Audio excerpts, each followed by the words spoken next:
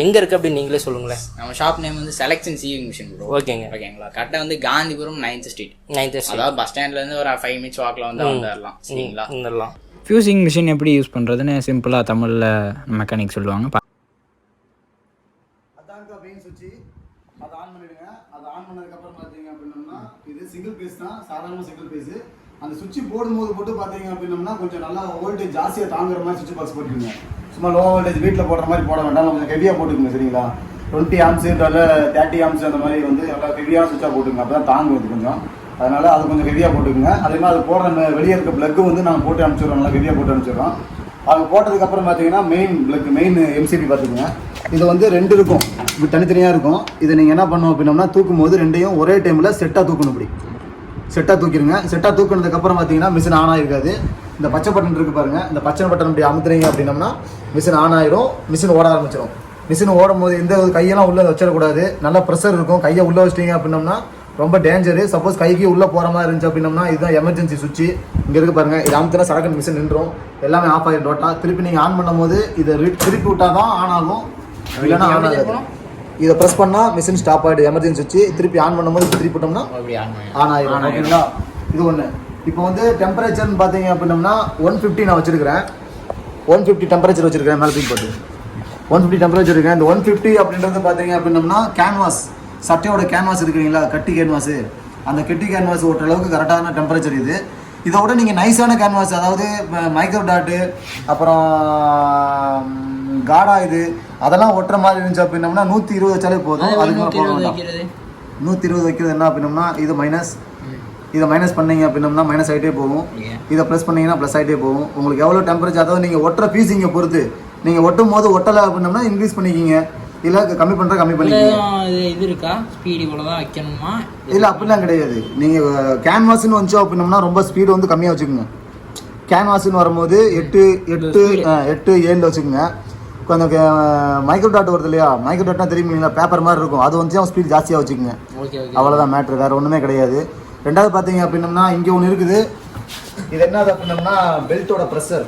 Belt pressure, belt pressure வைக்கிறது.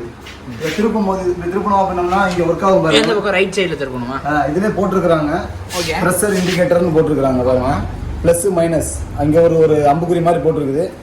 அது belt வந்து டைட் பண்ணி கொடுக்குறது, ப்ரெஷர் பண்ணி கொடுக்குறது. இந்த பெல்ட்டை ஆமாம், இது வந்து டாப் பெல்ட்டோடது.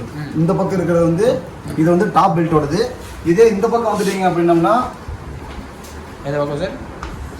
இந்த பக்கம் இதை திருப்பினீங்க அப்படின்னம்னா இது வந்து டவுன் பெல்ட்டோடது. இது வந்து டாப், ஃப்ரண்ட்ல வந்து டாப், இது டவுன். இது டவுன், இது டவுன் பெல்ட்டோடது, அது டாப் பெல்ட்டோடது. சரிங்களா. இதுதான் அதோட செட்டப், வேற எதுவுமே கிடையாது. டெய்லி கம்பல்சரி வந்து பார்த்தீங்கன்னா மிஷின் க்ளீனிங் பண்ணணும். மிஷின் பெல்ட் க்ளீன் பண்ணுறதுக்குன்னே பார்த்தீங்க ஒரு க்ளீனர், ஒரு பவுடர் இருக்குது. அதையும் நான் போட்டோ எடுத்து உங்களுக்கு அனுப்பிச்சு சொல்கிறோம், நீங்கள் பார்த்துக்குங்க. ரெகுலராக ஃபியூசிங் ஒட்டும் போது ஒரு ஃபேப்ரிக் இருக்குது அப்படின்னம்னா ஃபேப்ரிக்கை விட்டு கேன்வாஸ் வெளியே வரக்கூடாது. ஃபேப்ரிக் உள்ளே தான் கேன்வாஸ் இருக்கணும். ஏன் இப்படி சொல்கிறேன் அப்படின்னம்னா இது வந்து ஹீட்டில் ஒட்டுறது. ஃபேப்ரிக்கை விட்டு கேன்வாஸ் வெளியே வந்துச்சு அப்படின்னம்னா பெல்ட்டு ஃபுல்லாக அந்த கம் ஆகிடும். கம் ஆயிடுச்சு அப்படின்னம்னா அது என்ன ஆகும், அடுத்த பீஸ் உள்ளே விடும்போது அந்த கம்மில் ஒட்டி உங்களுடைய பீஸு வேஸ்ட் ஆகிடும். புரிஞ்சுக்கலாம் உங்களுக்கு. அதாவது என்ன அப்படின்னம்னா ஒரு பீஸ் இருக்குது அப்படின்னம்னா அந்த பீஸுக்கு மேலே கேன்வாஸ் ஒட்டுவீங்க. அந்த பீஸை விட்டு கேன்வாஸ் வெளியே வரக்கூடாது, அந்த பீஸுக்குள்ளேயே தான் கேன்வாஸ் இருக்கணும். பீஸை விட்டு வெளியே வந்துச்சுன்னா அந்த கேன்வாஸில் இருக்கிற கம்மு வந்து பெல்ட்டில் ஒட்டிக்கும். ஓகேங்களா. பெல்ட்டில் ஒட்டிக்கும். பெல்ட்டில் ஒட்டிச்சு அப்படின்னா நெக்ஸ்ட் பீஸ் விடும்போது அந்த கம்மு வந்து என்னன்னா அந்த பீஸில் ஒட்டிக்கும். பீஸில் ஒட்டிட்டு வெளியே போயிடும். அதே மாதிரி பார்த்தீங்கன்னா இங்கே க்ளீனர் வச்சுருக்கிறாங்க. இந்த க்ளீனர் பார்த்துக்குங்க. இந்த க்ளீனர் வந்து பார்த்தீங்கன்னா காடா துணி தான், சும்மா ஒரு கம்பி தான்.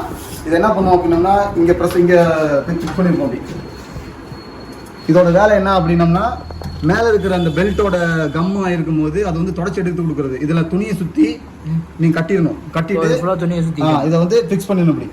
இப்படி ஃபிக்ஸ் பண்ணிட்டீங்க அப்படின்னம்னா அது வந்து என்ன பண்ணுவோம் அப்படின்னம்னா இந்த துணி வந்து அந்த பெல்ட்டில் இருக்கிற அழுக்க வந்து எடுத்துக்கிட்டே இருக்கும். இதுவும் அதே மாதிரி. இதோட வேலை என்ன அப்படின்னம்னா நீங்கள் விடுற அந்த பீஸை வந்து மேலேயும் போக விடாமல் கீழே போக விடாமல் கரெக்டாக வெளியே எடுத்து தள்ளி கொடுக்குறது. நான் சொன்னேன் இல்லைங்களா உங்களுக்கு, அந்த பீஸில் வந்து பீஸை விட்டு அந்த கேன்வாஸ் வெளியே வந்துச்சுன்னா மேலே போயிடும் அப்படின்னு சொல்லிட்டு இந்த இதில் ஒட்டிட்டு அப்படியே மேலே போயிடும், இதுக்குள்ளே ஓடிடும். இதுக்குள்ளே போனால் ரிட்டர்ன் வந்துடும், வராமல் இருக்காதுங்க, கண்டிப்பாக வந்துடும். அதை வந்து உள்ளே போகாமல் பண்ணுறது தான் இதோட வேலை. இன்கேஸ் உள்ளே போயிடும் போகிறது போகாமல் நீங்கள் வந்து என்ன பண்ணீங்கன்னா ஃபேப்ரிக்கு அளவாக கேன்வாஸ் ஒட்டிக்கிங்க கரெக்டாக. ஓகேங்களா. மற்றபடி இதில் ஒன்றும் பெரிய லெவலில் ஒன்றுமே இல்லை. Daily compulsory machine cleaning. Belt cleaning okay பண்ணிட்டீங்க அப்படின்னா மேக்ஸிமம் வந்து ஒரு 5 இதை நம்ம தண்ணி ஊற்றி க்ளீன் பண்ணால் எப்படி க்ளீன் பண்ணுறது? அதுதான் அந்த பவுடர் வந்து பாத்தீங்கன்னா ஒரு டப்பால வருங்க. அந்த டப்பா வந்து இந்த பெல்ட்ல போட்டு நல்லா மிஷினை ஓட்டி விட்டு சூடானதுக்கு அப்புறமா அந்த பெல்ட்ல போட்டீங்கன்னா அந்த பவுடர் என்ன ஆகும் அப்படின்னா ஒரு மாதிரி தண்ணி மாதிரி மாறிடும். ஓகே. எடுக்கும் போது டப்பால இருக்கும்போது பொடி பொடியா இருக்கும், அதுல போடும்போது தண்ணி மாதிரி மாறிடும். நீங்க தொடச்சிங்க அப்படின்னா அதுல இருக்கிற கம்மல் எல்லாம் வெளியே வந்துடும். ஓகே. கம்பல்சரி மிஷின் கிளீன் பண்ணணும். ஈவினிங் போகும்போது என்ன உங்களுக்கு எப்படி இது ஹீட் ஆகுதுன்னு தெரிஞ்சுங்களா? ஒன்றும் வந்து பாத்துங்க. இப்போ நான் 140 டெம்பரேச்சர் வச்சிருக்கிறேன். இது வந்து இப்போ பவர் ஆன்ல இருக்குது.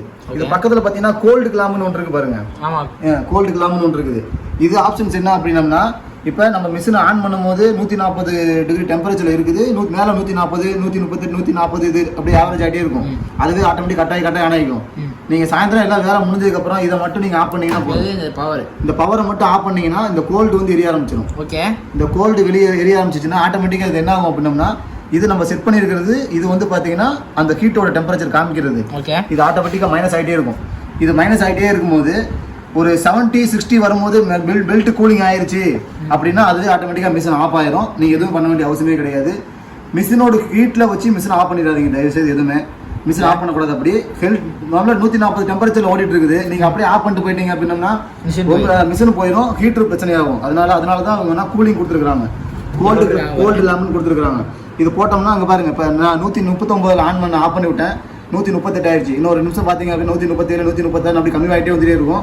இந்த 137 ஆயிடுச்சு பார்த்தீங்களா? 137 ஆயிடுச்சு, 136 ஆகும்.